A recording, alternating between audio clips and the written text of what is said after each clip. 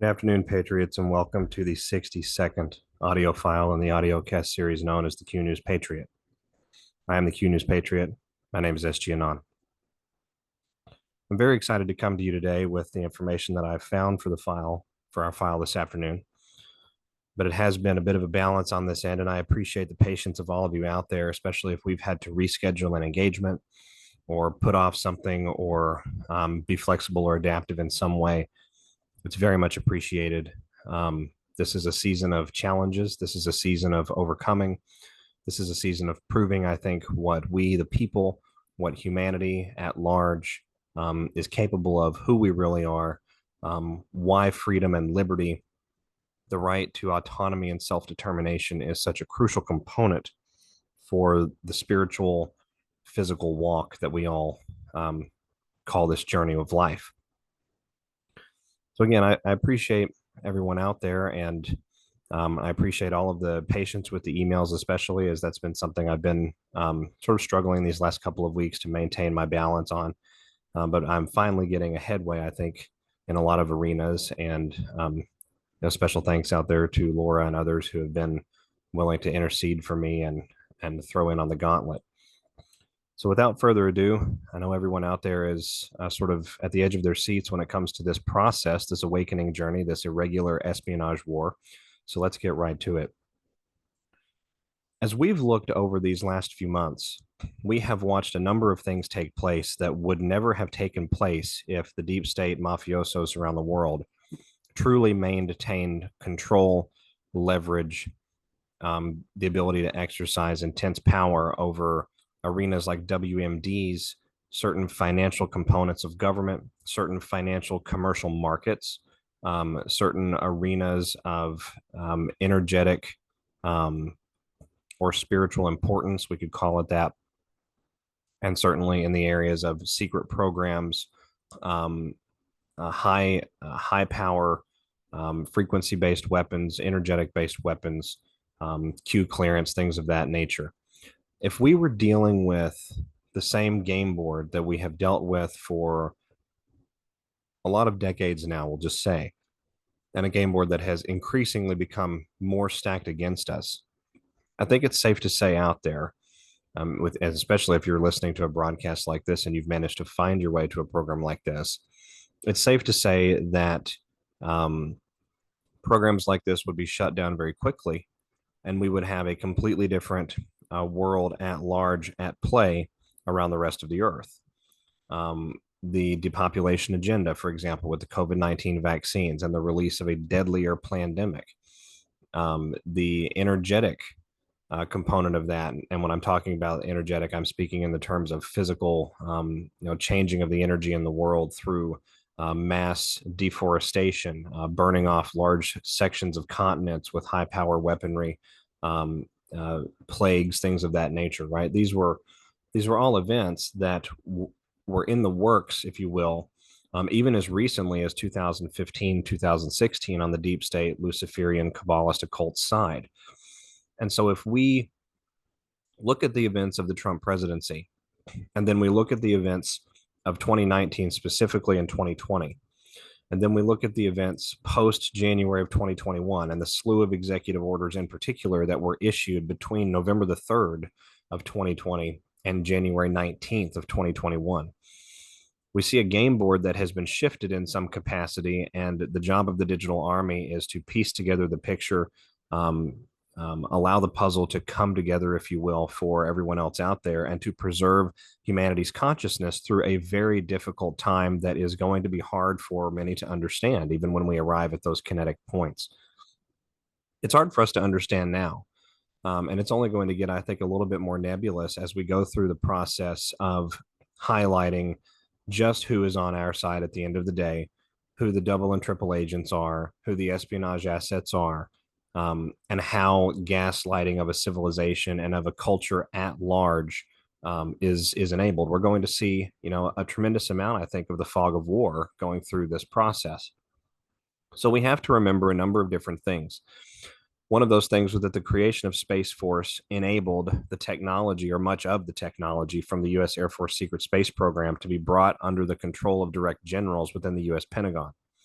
It also gave us the ability to establish a space or low Earth orbit or high sky orbit, depending on how you want to phrase these things, platform to operate all sorts of capabilities from, be those capabilities defensive, aggressive, in nature, whether those abilities are communication primarily, reconnaissance, or intelligence dissemination or aggregation, whatever the capabilities are, it provided us a platform, a public optic, and an accepted acknowledgement in real time in the real world, what we were doing here with very strong technology. We saw the National Guard involved in a number of different executive orders and also involved in a number of different cybersecurity and strategic command operations all around the world. We've been able to trace those through the mainstream media releases, military press releases, a number of different events that have occurred around the world in direct correspondence to prior events of the same flavor being reported on behalf of different military powers. We have the evidence of a coordinated military operation around the planet, from cyber attacks and cyber infiltration to different federal law enforcement agencies in different countries around the world operating on shared intelligence, to the type of surgical operation that has been pulled off in Ukraine with the Russian military rather than a spray and pray or a waste to the landscape type of operation. And the cooperation between these militaries, such as when the German plane flew directly over the Black Sea controlled by Russian air forces. So we have evidence to show that there is a coordinated effort, that the game board has been flipped in some fashion, and the enemy doesn't really understand how that's happened. And a great deal of the Patriot community out there is coming around to understanding it, but is still having a hard time conceptualizing how you can have dual realities or even triple triad realities at play before your very eyes.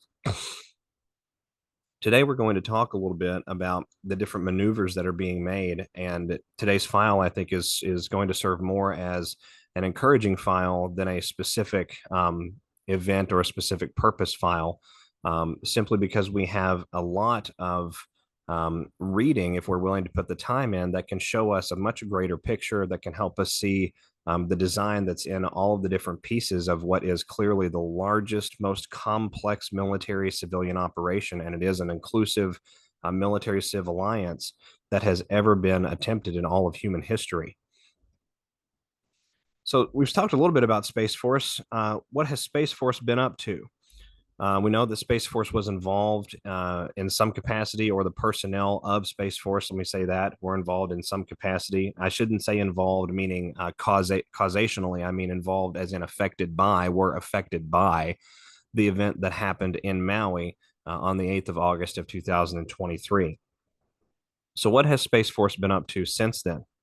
Well, they've been up to quite a bit. And we know that other space-based operations around the world, such as the Chinese space program, which are conducting highly secretive military operations and are sort of remaining tight-lipped about those to the rest of the world. We know that those other space capabilities and space forces are putting together action in the low Earth orbit, high sky orbit arena of battle, arena of what we would call shifting back and forth, right? Moving the power block back and forth.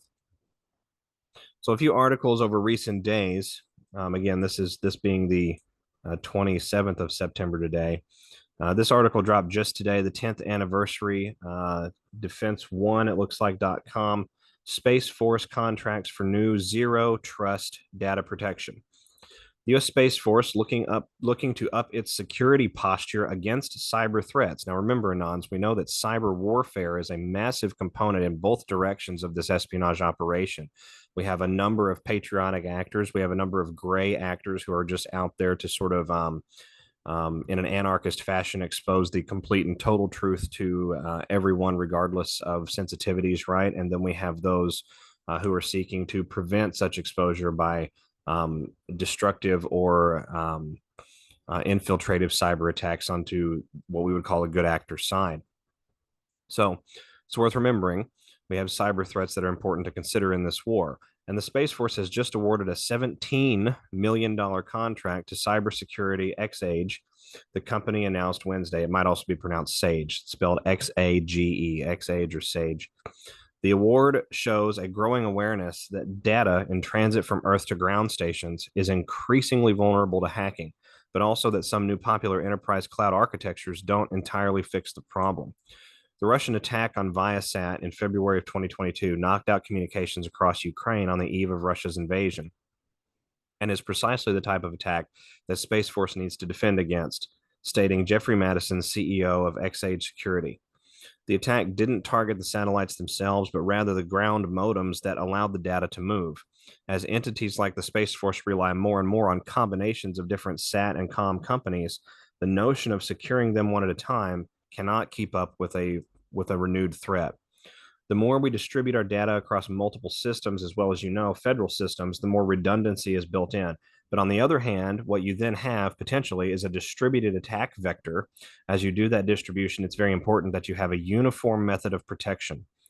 Big cloud providers such as Microsoft and Amazon often say the move to enterprise architecture fixes security gaps because the entire network is visible to an administrator at the hypervisor level. But Madison says that's not true, especially in environments where older equipment is running out-of-date operating systems in the same network as newer ones.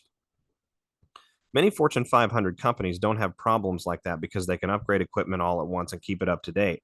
But it can be a big issue for infrastructure providers such as Microsoft and others, and for space companies that have to use hardware which cannot be easily upgraded in the real world. Public cloud in and of itself is the Wild West right now because there's just so many ways to attack public cloud installations. So Xage offers an identity-based cybersecurity mesh to protect the data. That mesh includes software solutions to continuously check whether every person on the network is who they say they are. The company's software also examines not just the identity of the user on the network, but also their behavior, and works as a checkpoint to limit access so users cannot access things they aren't supposed to see. We look at the patterns that you need, communication that you need, we lock it down. And once we make sure there is no unnecessary path for lateral movement, then we move forward. That's useful not only for infrastructure security, but also increasingly for intelligence environments, where the United States has to share some data with foreign partners like Ukraine. The company said they can't comment on specific securities they may or may not provide to the Ukraine mission or others. But the company also has actual security hardware, a ruggedized box that can attach to pieces of equipment which cannot easily be upgraded through software. In an hour, you have complete control over who accesses your equipment. Anons, as we read this and as we're listening to the flavor of this article, does this not sound like preparation for possible activation of sabotage or infiltrative assets? Scanning your network for who's on the network and ensuring that those that have access to the network remain who they say they are the entire time from beginning point to end point. End-to-end zero trust encryption. Zero trust. Why would you have zero trust? You already know that if you're in a wartime scenario, you're going to have zero trust as a byproduct of war. Why would you need additional zero trust redundancies and security systems in place? Because you have individuals within your own ranks that you do not know where they're at, but you know that they are there and they stand to cause problems. That's exactly, I think, what is happening here with the Space Force. And wouldn't you know it, that just recently Space Force has signed a partnership with Rivada Space Networks and Artel LLC for a commercial contract for satellite communications in proliferated low Earth orbit. Artel is a provider of secure network communication services to U.S. agencies and has been awarded recently a commercial satellite communications proliferated low Earth orbit contract from the U.S. Space Force, and is partnering with Rivada Space Networks to provide the next generation network critical to support U.S. government communications. Now, we've talked a lot about things like the EBS, the need to overreach host protocols, the need to establish independent communication pathways outside of the current internet, right? That's been a discussion, at least in the digital Anon space, for a while.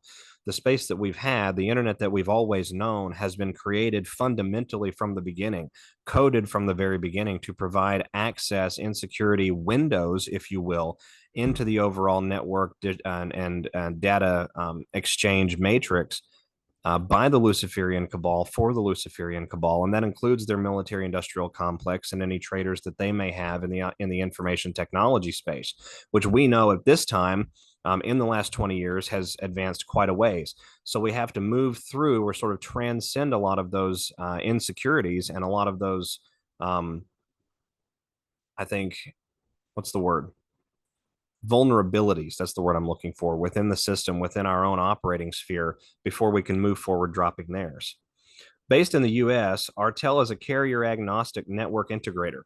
allowing it to develop customized solutions for customers, providing cost-effective and on-time delivery of global terrestrial and satellite network communication services, cybersecurity, risk management, and information technology solutions. Artel is already using first-generation low Earth orbit constellations to deliver secure comms for government communications, and the company will now work with Rivada Space Networks to ensure the latest innovation in secure space architecture is available for mission-critical connectivity on a global scale. So we are putting together a partnership to enable the technological capability and rollout of a global coordinated real-time comm system in the civilian and military space. This is incredible. Rivada's global low latency point-to-point connectivity network of 600 low Earth orbit satellites, or outer net, is a unique next generation architecture which combines inter-satellite laser links with advanced onboard processing that provides unique routing and switching capabilities. This creates an optical mesh network in space. The approach to orbital networking, in which data stays in space from both its origin to its destination, creates an ultra-secure satellite network with pole-to-pole coverage, offering end-to-end latencies much lower than terrestrial fiber over similar long distances. So translated for the layperson out there, Anons and Patriots, we're talking about hyper fast. We're talking about instantaneous transmission and communication capability at an end-to-end encryption level, right? This would be pre-quantum or baseline quantum digital infrastructure that we're talking about, combining with the military capability of the Space Force and the technologies that they have. By routing traffic on a physically separated network, it provides a layer of defense for any organization that needs to securely share data over a large distribution of site. Together, it provides unique solutions for government service operations. The first satellite launch is set for 2025, with global service starting in 2026. So we know that in 2025 and moving beyond, that's the halfway point in this decade, right? We're going to be back into the America that we wish it to be. But I think a lot of people out there and a lot of patriots and anons out there, we sometimes get bogged down in our vision of this period of time right here, right now. Remember, this operation to rid the world of these traitors may take us a few years after we reclaim publicly all of the appropriate levers of government and power, right? Once we have the hammer, once we have the ability to dispense with, execute, and administer justice, and leverage the system the way that it's supposed to be leveraged. At that point, we also have to drag the remaining portions of this, what I think are the civilian non-threat actors, what you would call the middlemen of the mules, sort of the staffers, the servants, if you will, of the mules. That's going to be a process, right? And so we have capability now being built out publicly within the U.S. Space Force to isolate saboteurs within their own ranks, establish mission critical connectivity for global mass communication at hyper speed, right? Fast speed communications. This is a really amazing time to be alive. Coming from Asia Pacific Defense Reporter over here, DISA. Give me just a minute, Anons. I have to find the name of this particular agency, the DISA. Is the DISA. I thought it was going to be right there on the top of the article, but surely enough, it was not. The Defense Information Systems Agency. There we go. All right. It's taken from Asia Pacific Defense. The Defense Information Systems Agency and U.S. Space Force award Iridium PLEO satellite-based services contract, very similar to the one we were just talking about with Artel. Thank you for bearing with me there, Patriots. Iridium Communications announced it has been awarded a 5-year base indefinite delivery, indefinite quantity contract with one 5-year option by the U.S. Space Force for Iridium Certus services. The multiple awardee contract is part of a U.S. proliferated low Earth orbit satellite-based services award and includes multiple Iridium partners. Unique in the satellite industry, Iridium Certus is the only broadband service that provides highly reliable, truly global, weather-resilient connectivity for on-the-move internet and high-quality voice access. These features are critically important for joint all-domain command and control, primary, alternate, contingency, and emergency communications architectures, and others. This award includes Iridium Certus Terminals and Service, which provides mission-critical broadband and mid-band capabilities to the modern warfighter. Iridium Certus terminals are low profile. They're capable of maintaining broadband connectivity in fast-paced, highly unpredictable environments on land, sea, and in air, and can do so without landing communications in non-US territories. Non-US territories. The Space Force is investing money and time into a contract to provide the fighting force with the ability to in real time connect in all weather, all mission, all terrain, connect to communications and high quality voice access, and preserve communications back channels in non-US territories, or capable of doing so in non-US territories. Why might that be, Anons? Could it be a multifaceted, coordinated worldwide special military operation requiring unusual and irregular conventions and strategies? That's exactly what this sounds like to me. And what's incredible is as we look at the capability of things like Artel, Rivada Space Networks, Iridium Services, other contractors out there such as SpaceX and the Starlink satellites and what they're capable of, when you look at it as a full combined force, as a full fighting force between civilian assets, private architecture, and the ability of the US Space Force, you have the ability to overreach the current internet and the current communications pathways in the world and supply your own. That ability is being built out publicly before our very eyes.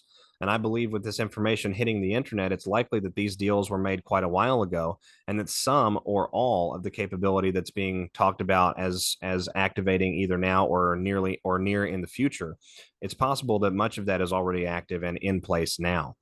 So we have an incredible time where an EBS broadcast scheduled for October is coming up. I understand a lot of people out there are averse to that broadcast as it's being conducted by what individuals online have described as the black hat actors of FEMA.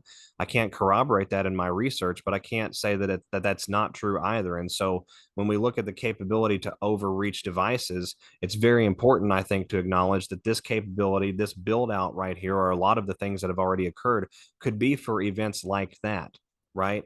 We're looking at a multifaceted, multi-angular operation that deals with the capabilities present in the civilian, government, and business and technological space. Then we have traditional, conventional, militarized technological space. Then we have hyper advanced next gen military tech and space, fifth generation, if you want to call it that.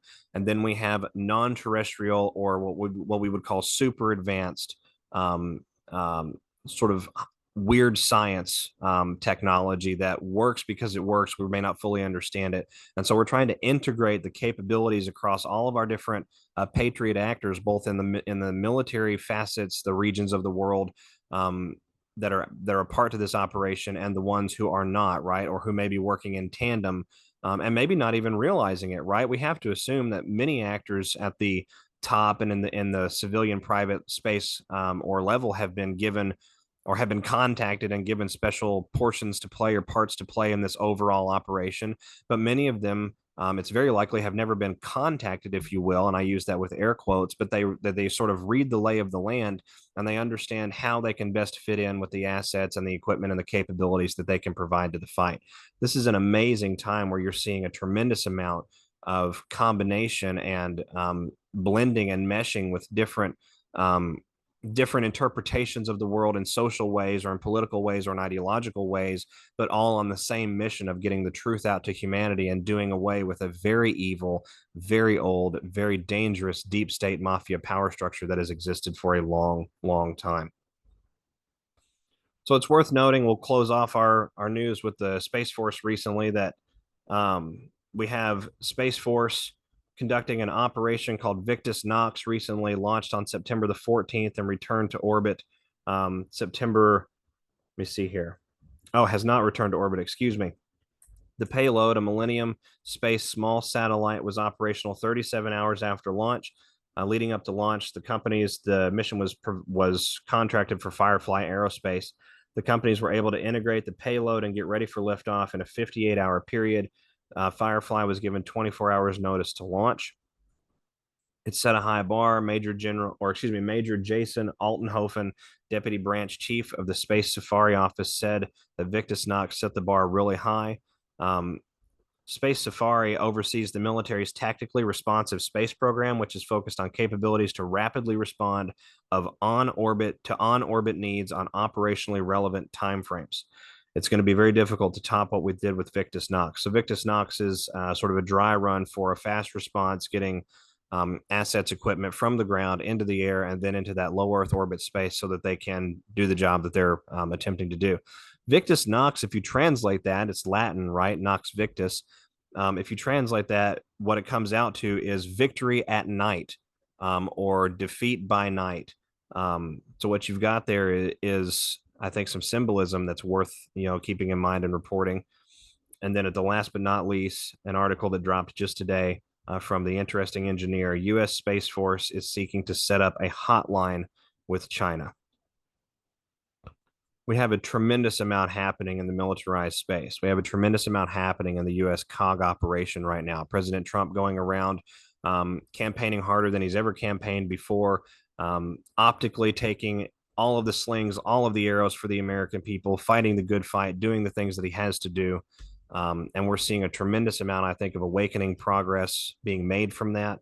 But it is worth noting that President Trump is one of those individuals that is not going to out things before they need to be outed, is not going to confirm things that could jeopardize operations, and is certainly not going to come out and talk about the fact that they initiated a continuity of government plan in response to the biological act of mass warfare and the weapon of mass destruction that was C-19 and the corresponding biological agents that were launched onto the world, right? That's not something that President Trump can do. But what can President Trump do? Well, President Trump has since his first term in 2017 has gone out and made a very apparent and clear association with Q and the Q movement. He has retruthed things like WWG1, WGA, and various Q drops and excerpts of Q drops for a long time. He's been, at least over the last 6 to 12 months, he's been retruthing things like Q with a Q pin on the lapel, or the storm is coming and the clouds above him, right? So these are things that President Trump is making a very obvious overture to associate himself with. I also believe that no differently than it was with the initial drops of the Q drops that were coming out in real time during the Trump presidency and were corresponding to Trump tweets, Scavino tweets, other tweets of different individuals and power players like Admiral Mike Rogers, things like that, that we also see similar communications and similar activities done through President Trump's TruthSocial page, right? This is an individual who retained command and control, I think, of the commander-in-chief role. But because we had an extraordinary and catastrophic threat to national emergency, which instituted a sort of a designated survivor type of continuity of government plan, we have to also acknowledge that certain details of the chain of command, the structure, the role of the commander-in-chief as a singular person, working in hand with or in alliance with the generals, it may look more advisory rather than authoritative, or it may be completely authoritative. We really don't know. But we do know that President Trump has given us a number of reasons to think that he has remained CIC, much of which is in documentation, much of which is in the very theater that is the Joe Biden presidency itself, much of which is the silence coming from very specific generals and the comments being made by very specific generals and colonels during the last days of the Trump administration. All of these things sort of tie together to give us this ball, right? And all of those things that I mentioned, everyone out there can go look up. It's just too numerous to get into right here, right now. So it is my belief that a recent comm, if you want to call it that, or a recent coded message sent by the commander-in-chief to the remaining biological terrorism, big pharma, deep state community was sent recently on his TruthSocial, informing them that the mass public exposure for violating the Geneva Convention and the violators of the Geneva Convention and what that really means for the world and what has happened in the last 3 years is coming and is imminent. And I'll tell you why, Anons. If we come over here to President Trump's TruthSocial, go back a couple of days to, or excuse me, go back to earlier today, September 27th at 10:55 a.m., excuse me, 11:55 a.m. Eastern Standard Time, we have a truth that reads, "We need justice in our country," all capitalized. This political hack judge who values Mar-a-Lago, the most spectacular parcel of real estate in Palm Beach, and perhaps all of Florida, at $18 million in order to reduce valuation on my financial statements, which are, in fact, lower than my actual net worth, must be stopped. I have had very unfair judges since entering politics, but nobody has been as unhinged as this guy. Mar-a-Lago is worth perhaps 100 times more than he values it. Other properties are likewise worth substantially more.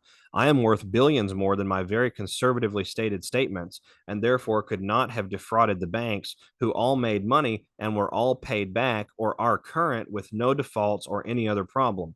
Additionally, there is a powerful disclaimer clause on the first pages of the financial statements. It states that nothing in the financial statements should be accepted as fact. So this is the truth. This is the communication put out, right? And at first glance, at first read over, it appears that what we have President Trump highlighting, this would be the normie side of this coin, right? What we have highlighted in this message is the wrongness, the fraud, the weaponization of the justice system, the two-tieredness, the unfairness, the lopsidedness, right? The irregular prosecution, the selective administration of justice in our nation. And this, of course, dealing with the financial side, but we've seen it with President Trump and the sexual side. We've seen it with President Trump and the verbal side. We've seen it with free speech and the First Amendment. We're seeing it now with election fraud, other things like that, tax crimes, etc. But here's where it gets really fascinating, Anons. This particular truth, and I have a screenshot saved of this, which I'll post on TruthSocial after this file goes, or with the link to this file. This truth was originally posted at 11:37 a.m. Eastern Standard Time, gone back, deleted, and reposted at 11:55, which is a difference, of course, of 18. If you read through this, count this with me. If we read through this truth, there are 1, 2, 3, 4, 5, 6, 7, 8, 9, 10, 11, 12, 13, 14, 15, 16, 17 commas. Now, what's incredible is I came over here to the Q drops after finding the 17 commas and seeing that it was posted at 11:37, and I didn't see anything that really stood out to me with drop 11:37 or timestamps. I looked through and I checked the timestamps. Nothing stood out to me, but I only gave it a cursory look because when it didn't come to a very obvious connection, I got curious to myself and I thought, well, maybe we're talking about 1137 something else, 11.37 regulation 11, maybe title 11, section 37, something along these lines, right? What are the 11 and the 37? What's this timestamp really trying to refer to? And wouldn't you know it, if we come over here,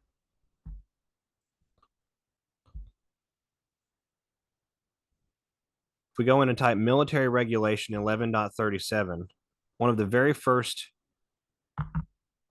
results to pop up. The Army Techniques publication record details for ATP 11.37, published March of 2021, immediately after, all right, immediately after the fake inauguration of Joe Biden and the launch publicly of phase 2 of a long-scale or large-scale longitudinal military operation. All right, this would be about a month, 2 months, about 2 months, just over 2 months after the publication, or excuse me, after the inauguration of one fake Joe Biden. And this publication title is Multi-Service Tactics, Multi-Service Tactics, Multi-Service Tactics. Let me reiterate that again. Techniques and Procedures, Multi-Service Tactics, Techniques, and Procedures. So joint force for chemical, biological, radiological, and nuclear reconnaissance and surveillance. In other words, we're coming for you. And this is the regulation of how we're going to do it, to inform an all-force joint coalition to track all of the biological, chemical, radiological, nuclear, large-scale weapons of destruction. We're going to track all of them around the world, and we're going to tie the net together on biological terrorism, the efforts on behalf of the military-industrial complex to annihilate the world, and the efforts that they took on behalf of their masters to do the same. We're going to bring it all out, right? This was a shot across the bow to Big Pharma. And I'll tell you why I think it was Big Pharma specifically.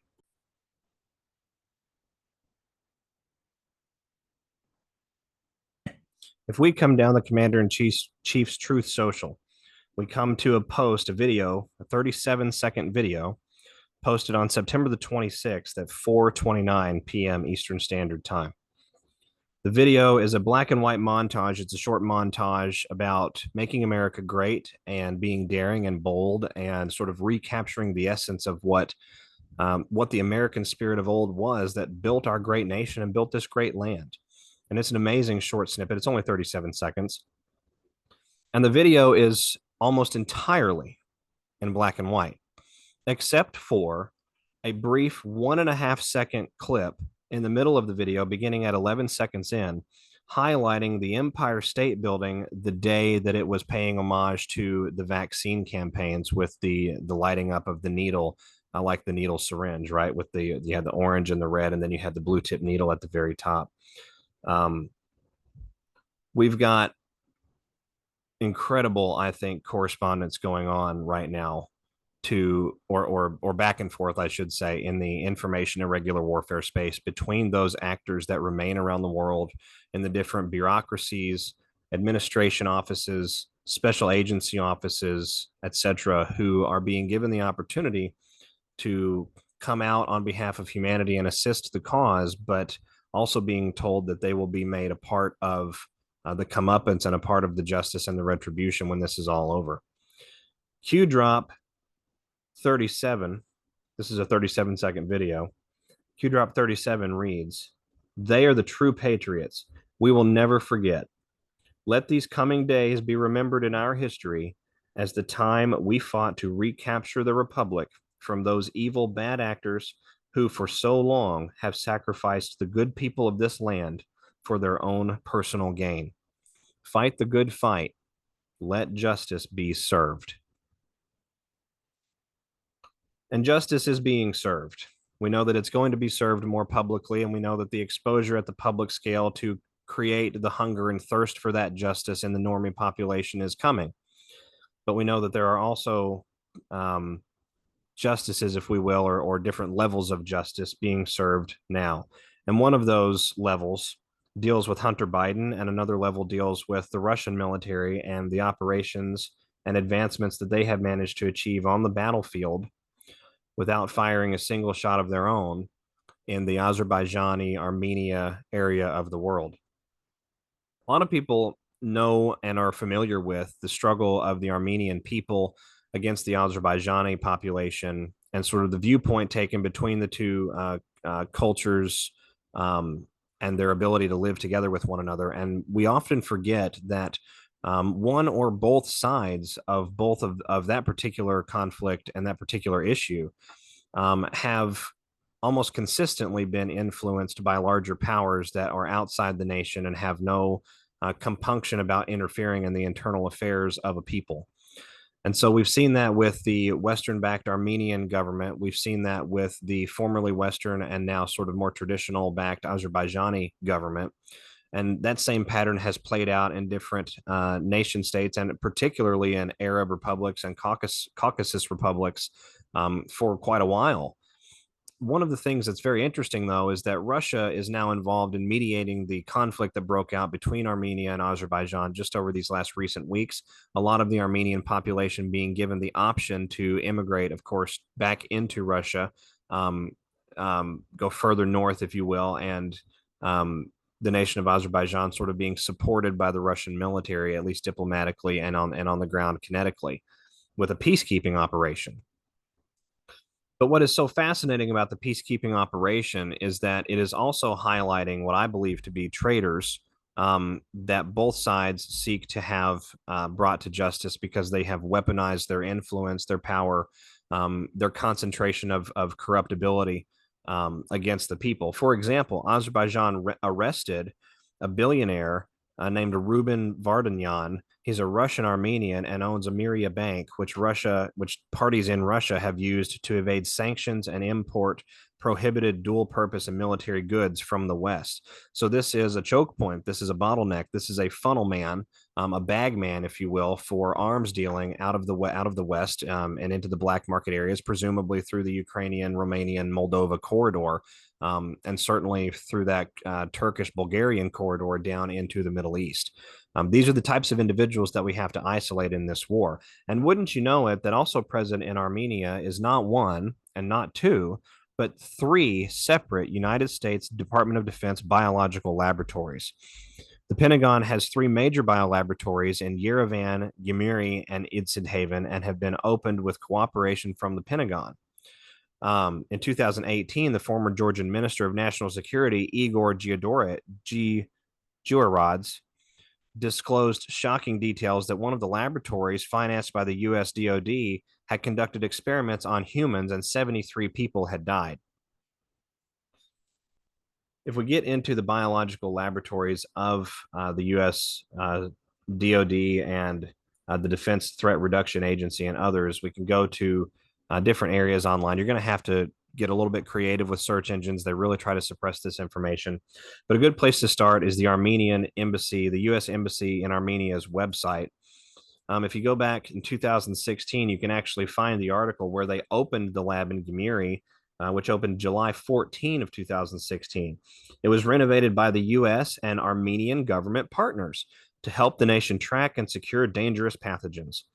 The renovation was funded by the Threat Reduction Agency's Cooperative Biological Engagement Program and spearheaded by the Director for Defense Cooperative Threat Reduction, Dr. Elizabeth George. Now, Elizabeth George is a fascinating person. Elizabeth George actually graduated North Carolina State. Some other things came out of North Carolina related to the pandemic that Dr. David Martin has been very loud about. We haven't talked a whole lot yet about the academic biological development laboratory that's also present at Virginia Tech, that has similar capability to UNC Chapel Hill. But a number of things seem to come back to North Carolina when we're talking about the nexus of academic incestuous relationship with government agencies that are interested in biological terrorism. But the College of Agriculture and Life Sciences from North Carolina State in October of 2011 awarded Dr. Elizabeth George and H. Connor Kennett Jr. a Distinguished Alumni Award at the college's annual reception on September the 30th. George, who at the time resided in Fairfax Station, Virginia, was considered widely to be one of the nation's leading authorities on chemical and biological warfare and was the director for the Cooperative Threat Reduction Agency for the Defense Threat Reduction Agency at that time.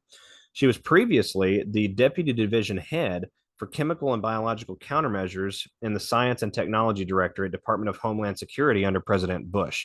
A native of Austin, Texas, she received a master's degree in 1979 and in 1984 a PhD in microbiology from North Carolina State after she received a bachelor degree. After she received a bachelor degree from Virginia Tech. Now that's interesting.